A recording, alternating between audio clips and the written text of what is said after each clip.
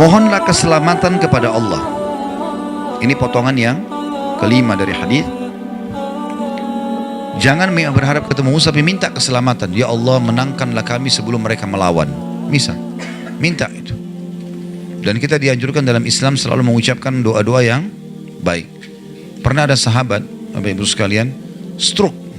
Seluruh badannya ini nggak bisa bergerak dan stroke-nya unik. Jadi tidak pernah ada orang kena penyakit begini. Yang boleh cuma bergerak, yang berpunya wajahnya. Maka Nabi SAW datang ke rumahnya, lihat orang ini. Kata Nabi SAW, doa apa yang kau ucapkan? Jadi Nabi tanya doanya, bukan dosa apa yang kau buat, ditanya. Karena orang ini orang saleh. Kok bisa datang gini? Dia bilang, ya Rasulullah, saya mengatakan, ya Allah, kalau seandainya ada hukuman yang akan menimpa saya di akhirat, percepatlah di dunia. Kata Nabi SAW, subhanallah, maha suci Allah, kenapa kau minta sesuatu yang kau tidak mampu? Kenapa tidak bilang Rabbana atina fid dunya hasanah wa fil akhirati hasanah wa qina adzabannar? Minta keselamatan dunia, keselamatan akhirat. Untuk apa minta azab didatangkan? Ya Allah terima. Ya. Ada orang begitu, anaknya sakit, ya Allah, daripada anak saya saja yang sakit. Ini kebodohan ini. Ya Allah, jaga kesehatan saya, sembuhin anak saya. Nah itu yang benar. Orang tuanya mati, kenapa dia mati? Kenapa bukan saya? Loh, kok aneh ini? Ya. Jadi harusnya kita ucapin yang baik kan. Jangan ucapin apa, karena Allah bisa kabulkan. Nabi Yusuf alaihissalam terkenal sekali dengan ketampanannya. Tidak ada yang tidak kenal Nabi Yusuf sampai diberikan sepertiga kekayaan dunia. Saking tampannya, ibunya sendiri ajak dia berzina. Ibu angkatnya, Ratu Mesir, juga masih muda dan terkenal dengan kecantikannya. Dipanggil Yusuf ke dalam kamar, ditutup pintu. Hai Yusuf, hai talak, lakukan apa saja yang kau mau. Digoda-godain dengan segala macam fitnahnya. Yusuf lari-lari, nggak mau. Ya. Dalam surah Yusuf kan begitu, surah nomor 12. Yusuf lari, meninggalkan dia kan. Nah, waktu melewatin patung, ada patung di ujung kamar rupanya. Patung itu disembah oleh orang-orang Mesir, termasuk raja sama istrinya ratu ini. Rupanya ratu ini lewat, dilihat patung, ini Tuhannya ditutup sama kain. Karena dia malu sama Tuhannya. Kata Yusuf, subhanallah, engkau malu sama patung, gak malu sama Allah. Tapi perempuan ini rupanya sudah dirasuki oleh syaitan, sudah dikuasai pada saat itu ya. Dia tetap kejar Yusuf. Yusuf lari sampai ke pintu kamar. Lalu karena penasarannya dipegang baju Yusuf dari belakang, ditarik, sobek. Begitu dia buka pintu, saking lihainya nih perempuan pada saat itu, depan pintu ada suaminya. Langsung dia bilang, apa hukumannya orang yang mau ganggu istrimu? Padahal dia tadi yang bahaya nih, ngajak orang. Saya tidak bilang ini politik wanita ya. Tapi ini wanita yang melakukannya. Makanya Allah bilang inna kaidakunna azim. Perempuan kalau mau sesuatu dia pakai cara supaya bisa dapat. Mau beli baju, mau beli tas, harus cari jalan supaya bisa dapat. Jangan, sebentar. Jangan tersinggung. Tapi itu normal, alami. Baik, kembali ke kisah dulu. Maka si raja bijak, dia nggak mau menghukum Yusuf. Dia bilang sama orang-orang di sekitarnya, panggil hakim istana, panggil. Datang hakimnya. Hakimnya lalu ditanya. Hakimnya tanya Yusuf, kenapa Yusuf? Ini ibu ini yang ajak saya zina. Diajak ke kamarnya, ditutup, saya dikejar-kejar. Tanya istri ratu, bagaimana ratu? Jelas-jelas orang ini di kamar saya kok, gimana? Jadi luar biasa gitu. Maka untung bijak nih si hakim. Dia bilang, kita kalau gitu lihat bajunya Yusuf. Kalau baju Yusuf robek dari depan, berarti betul si ratu. Karena laki-laki kalau mau nyerang dari depan, kemudian disobek bajunya karena membela diri. Tapi kalau baju Yusuf robek di belakang, berarti ini perempuan yang masalah nih. Kan itu. Ternyata betul, dilihat bajunya Yusuf robek dari belakang.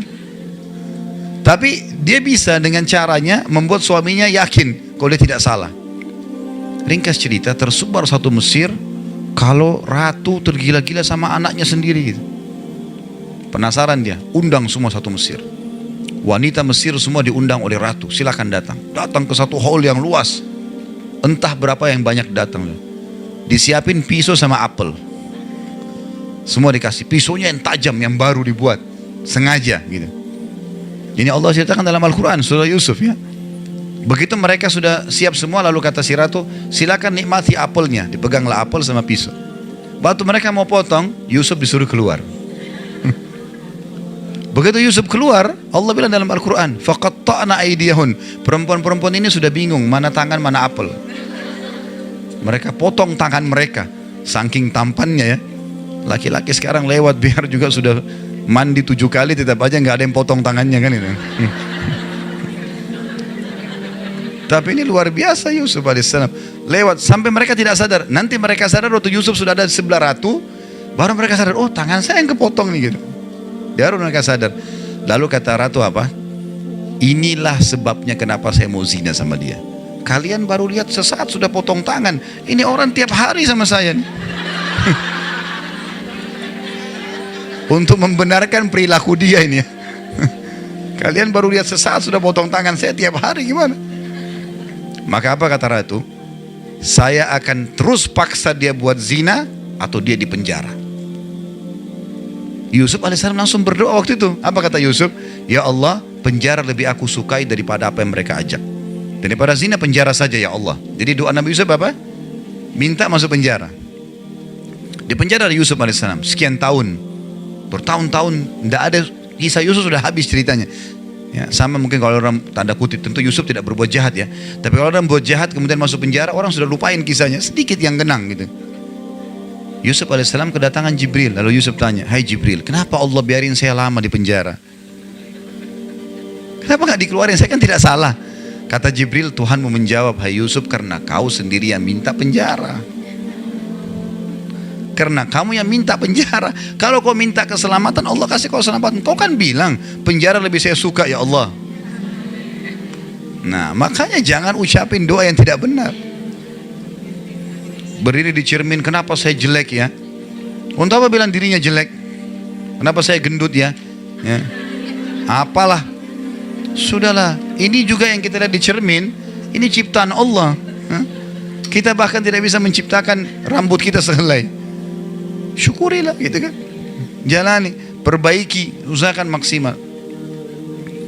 Jadi yang dimaksud kata Nabi SAW, was'alullah al-afiyah, mintalah keselamatan, mintalah kebaikan, jangan minta keburukan. Sudah saya kasih contohnya tadi ya. Ya selalu minta kebaikan, kesembuhan, keberkahan, panjang umur, rezeki yang luas, minta semua yang baik-baik ya. Dan jangan pernah ucapkan cukuplah ya Allah. Udah tamak dengan rahmat Allah, bagus itu ya, boleh. Dan saya sudah pernah bilang, kita kalau lagi sehat minta ditambah kesehatan, itu lebih besar pahalanya dibandingkan kalau sudah sakit minta kesembuhan. Kita lagi kaya minta ditambah kekayaan lebih baik daripada sudah bangkrut baru minta dikeluarkan dari masalah, walaupun dua-dua ibadah ya. Jadi makanya kita tidak boleh berhenti berdoa. Jangan, oh saya lagi sehat, makanan ada, rumah bagus, gak usah berdoa. Keliru. Bahkan kata Nabi SAW, kenali Tuhanmu pada saat kau lagi lapang, Dia akan mengenalimu pada saat kau lagi susah ya, sempit. Jadi kalau mau diijabah doanya lagi sakit parah, lagi bangkrut, lagi ada masalah berat, justru pada saat kita lagi sehat dan lapang itu sering berdoa. Itu rahasianya, tersambung ke sana nanti.